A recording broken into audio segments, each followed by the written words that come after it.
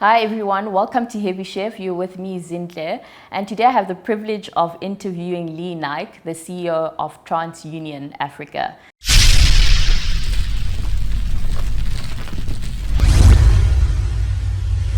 Lee, welcome to Heavy Chef. I hope it feels like home, seeing that you're like one of our main contributors. Well, thanks for having me. It's a pleasure being here today. Lee, tell us a little bit about yourself and your role at TransUnion Africa.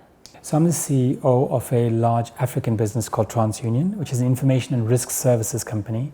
Ultimately, we spend time at the middle of this digital economy, helping large businesses and entrepreneurs find their relevance in this digital world. And I think when you think about TransUnion, we've gone from a time of helping big lenders and retailers help with decisioning and lending to consumers. We're now in a position where we started to change our business to help grow the economy and help solve problems that matter. Whether it's financial inclusion, identity, or trust, these are problems that we believe can change the face of the economy.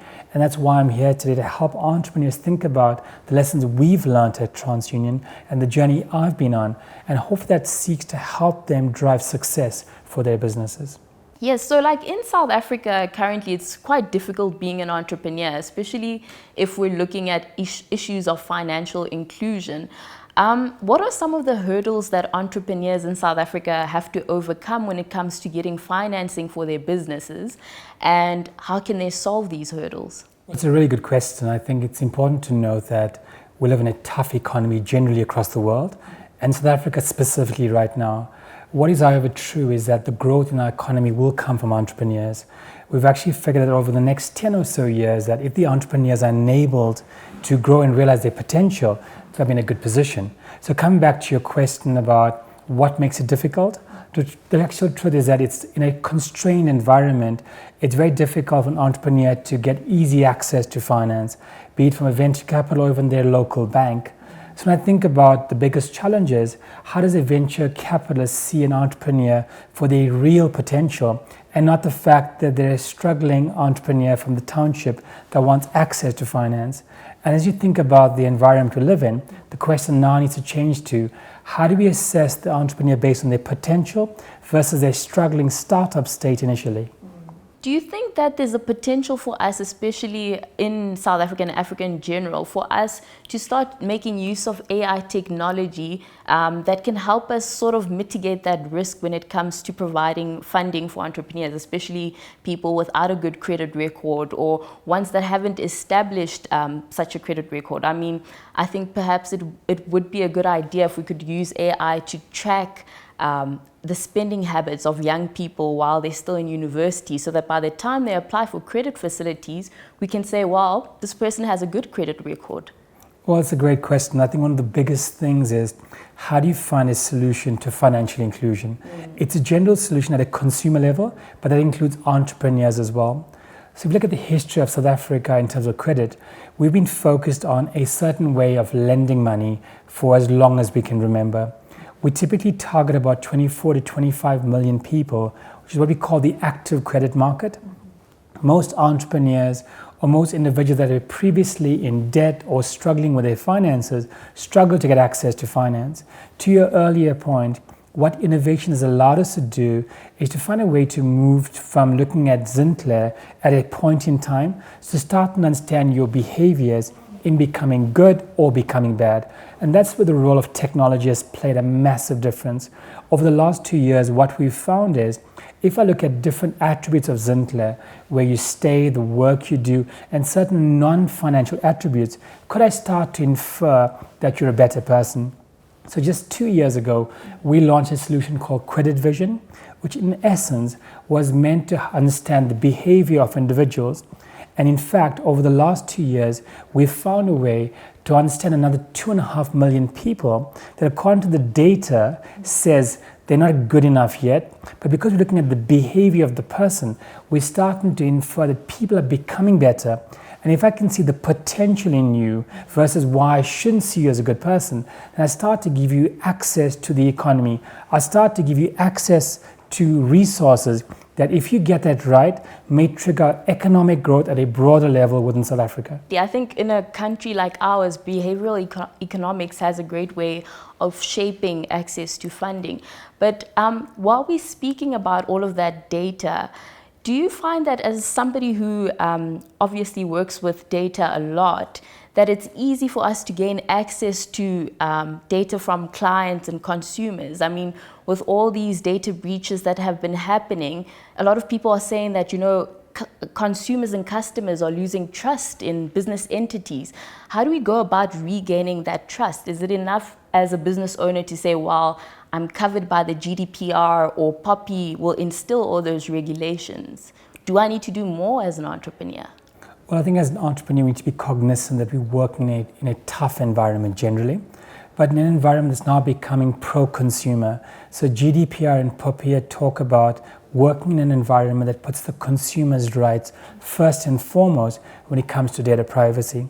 Now, in other markets around the world where we don't need to be the first to market, we can follow by the examples across the EU and markets like India. When you think about the consumer's role, being aware of what you need to do to enable trust between you and the consumer will be key. Now, entrepreneurs face the same struggles that large banks, lenders, and retailers face, in that if you break the trust between you and the consumer, you then are going to struggle to do any kind of good business. For the organizations, whether you're a bank, a lender, a telco, or an entrepreneur, finding a way to respect the data that a consumer gives you is key to your success in terms of your partnership. Now, what is true is that the data in the economy that we have right now, the data for consumer, is being exchanged every day, in fact, all the time. We need to recognize how we protect the consumer's rights, and in return for them sharing their data, give them value.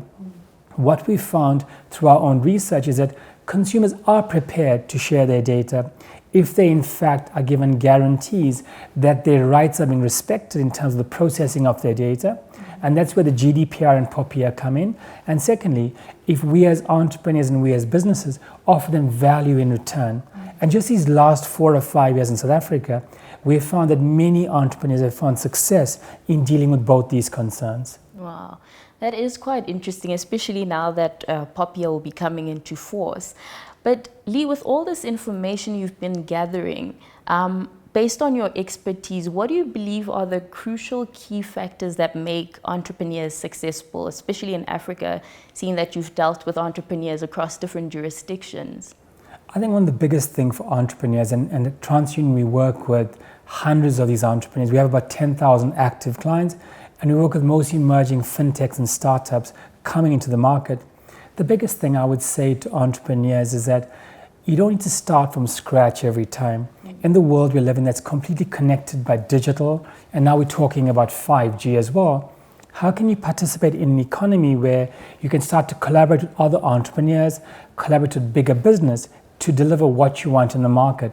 So whether it's building a website or a mobile app, or using third-party products to take your service to market, this, what we call the sharing economy, is here to be used, and I find that entrepreneurs aren't always bought into it. If you go to a comparative market like Kenya or Rwanda, we find there's a lot more collaboration between entrepreneurs to deliver value to the market. And when we think about my earlier point today, that growth will come from this part of the economy, we as larger businesses want to find ways to enable these players to come together. So the first thing I'd say is, let's focus on the sharing economy. Let's figure out how 1 + 1 can give us 3 and create value, not just to us as entrepreneurs, but to those around us, be consumers, or in this case, the economy. Maybe the one other thing I'd call out in terms of entrepreneurs is that there are certain things that entrepreneurs focus on that won't always see success. Now, we always hear and talk about how failure is okay, but what we've seen from a financial perspective is that entrepreneurs themselves are under pressure. So you may have the very best idea, but if you don't find the coaching and the support you need, you may go about it the wrong way. And I think that in South Africa right now, given all the global examples and local examples, I do encourage entrepreneurs to think about the best way to partner, the best way to take it to market, learning from those that came before you. There are very few things that are completely unique, and if we learn from those lessons, it changes the actual dynamic of how we launch our success in the market. You mentioned two critical things. Firstly, 5G. Casa did mention that we will be moving to 5G sometime this year. Now, for some of our viewers that aren't really familiar with 5G, what is 5G and how is it of value or benefit to South Africans? And secondly, on that shared economy perspective, if I am a business who's been operating as an island all this time and I'm looking to partner up with other people, how do I go about identifying somebody that I can partner up with and sort of assessing whether it can go well? These are two really good questions. So 5G is an evolution of mobile technology. So we've gone from 3G to 4G, and you've seen that most businesses are starting to work wirelessly. So as opposed to having fiber in the ground or copper wire in the ground, having this pervasive wireless technology allows us to connect better. One of the beautiful things about 5G is that it's very pervasive and it's also quite fast. So we are talking about having connections in excess of 700 megabits per second. And to make that real, it allows us to see and access services we never had before. And one of the beauties about 5G is once ICASA licenses spectrum, we should for the first time allow us to enable what we call a connected digital society. What that means is that we have these premises and thinking around having South Africa be a better life for all its people, but some of the legacy of infrastructure, whether it be roads, whether it be water, whether it be electricity, some of that's held us back. When you think about 5G, it's my belief that we'll have a wholly connected digital society. We're starting to talk about data prices falling. And if we talk about a connected society with cheaper data, the question now remains, what does it mean for entrepreneurs?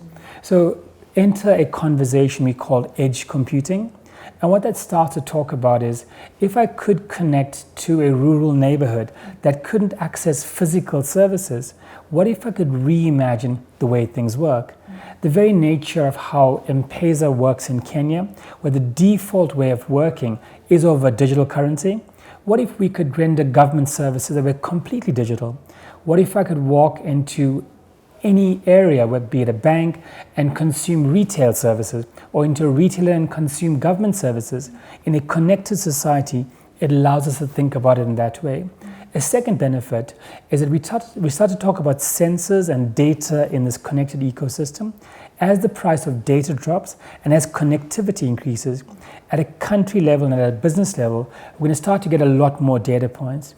So what if we knew as a country exactly where the high demand for electricity was? What if we knew where the culprits were that were abusing certain services? What if in farming, a farmer knew exactly the kind of seed that he needed to plant for his specific soil conditions? There's lots of what ifs that could happen. And when you think about this connectedness, 5G makes it pervasive and asks us, could you reimagine a new way of working in a country or a continent that's now connected? And what if we freed up ourselves from the policies that held us back?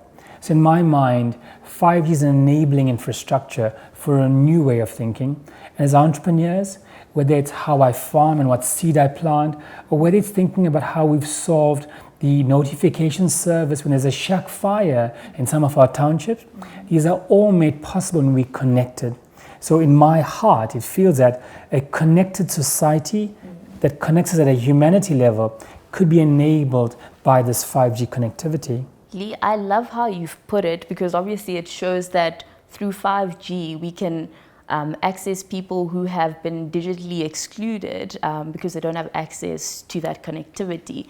Do you think by us moving to 5G, it's like our doorway to the Internet of Things?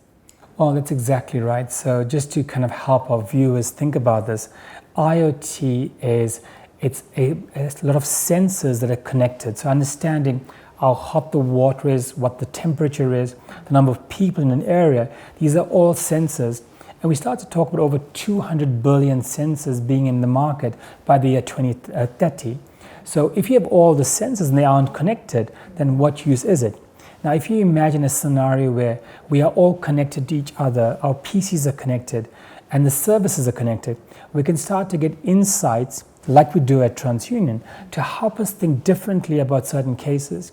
So what if I was able to help somebody that was in dire need of help in their point of need, and the person didn't have to call me? Now, we do have some of that innovation in South Africa already. I'm just thinking back to Namola, which is an app where you can request emergency services and somebody calls you back when you request advice. What if everybody was connected that way? What if value came to you and you didn't have to take a bus or take a train to find the nearest service outlet? So I think IoT is what connects data to this broader ecosystem, but the question remains, yes, I may be connected, yes, there may be data. As entrepreneurs, what kind of use cases can we see to create value? And I've given you simple examples already, be it in farming, where it can help farmers be more productive, and when they're more productive, they serve their communities, they serve the economy by having better products that can survive droughts, survive other factors in the environment, whether it's how we drive to be more safe on the roads. This is the power of a connected society enabled by better speed, more ubiquitous connectivity like 5G, and cheaper data for all consumers. Definitely. And while we, on the topic of technology, there's been so many developments in AI. We're seeing how in medicine, AI technology is better enabled to diagnose diseases. Do you think as South Africans we're embracing AI technology? I mean, you might find somebody who's a small business owner who's of the opinion that AI technology is for big corporates. As a small business, I can't afford it, I can't understand it, I shouldn't actually waste my time with AI. Well, the question you asked around earlier, which kind of connects to this one, is how do we think about this differently? And my view as a technologist, I've spent my entire career in technology and digital, helping banks, telcos, retailers transform, and I have the privilege of sitting in the middle of the digital economy at TransUnion. When I think about your question, I ask myself, are there things that we are doing today that we should not be doing? Now, in the power of a connected society, we order pizza over the internet. We don't know who makes the pizza, but the pizza arrives at our doorsteps without us having to pay. We have access to transport in the exact same way. So in our personal lives, we expect these things to happen, but in our business lives, we want to play it safe the way we've always played it. In the digital world, we're allowed to reimagine things, and I use this word over and over again with entrepreneurs. You don't have the same constraints as a big bank, as a lender, as a retailer, as a telco. What's holding you back?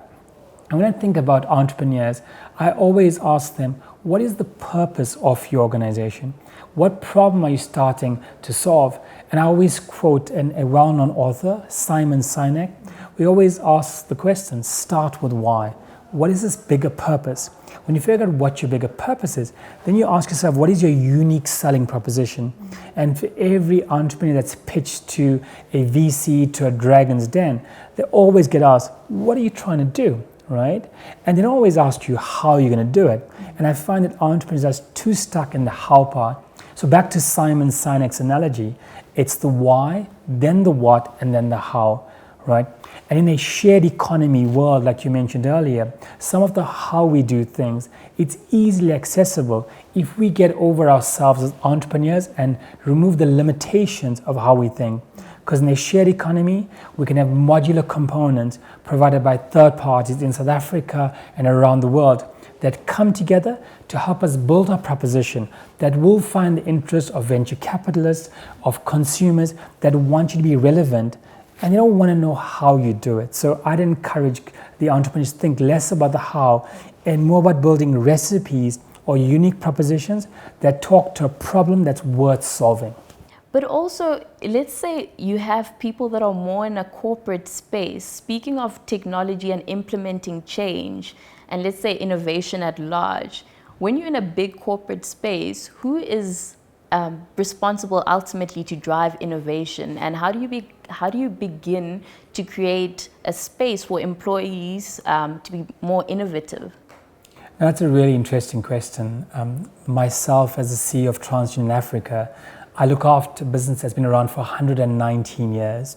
So I can only share with you advice that I've learned practically over and above what I've learned from my experience in transformation consulting. What I've learned is that innovation is a commitment to a new way of working. It isn't a habit you do on Fridays between 1 and 3 p.m. just before the drink session. It's a fundamental commitment to a new way of working. In fact, one of the things I wrote about this year is something called the search for joy. Joy is not something you do on a part-time basis. There must be a fundamental commitment. So in my organization, as an example, we have the ability for youngsters at all levels of the organization, in fact, to come forward and pitch for an idea and say, we think could solve a problem. What do you think about it? So we're able to challenge what senior people think by a junior person saying, this could solve a problem that we haven't thought about differently. So I think it's the climate. Innovation is a commitment to a new way of working. It allows us as leadership to say, I'm allowing it in the organization.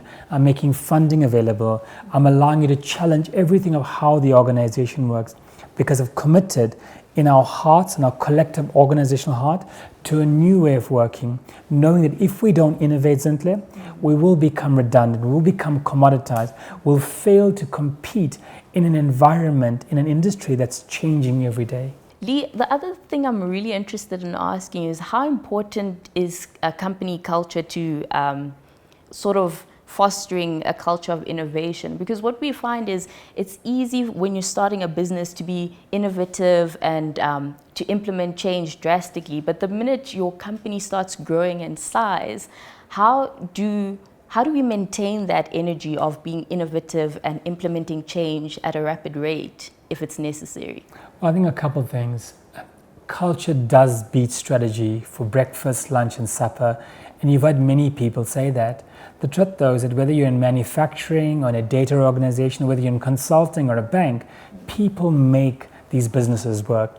And sometimes we forget about the role that humans play, not just technology, in creating success. In my experience running this organization and helping people transform their own businesses, I found that culture is so important. Giving people a reason to come to work and helping them connect with the bigger purpose of the organization is also important. So it's something that I focused on and as part of the culture of the organization, and that culture actually helps you find value in new ways. And in closing, Lee, before we wrap up, what are some of the key insights in terms of technology that's out there today in 2020 that entrepreneurs should look out for? And from your side, what can we expect from your journey with TransUnion Africa going forward? I think a couple of things, and I'll kind of restate what I said earlier. The world we live in has actually become a lot more mature from an entrepreneurship perspective.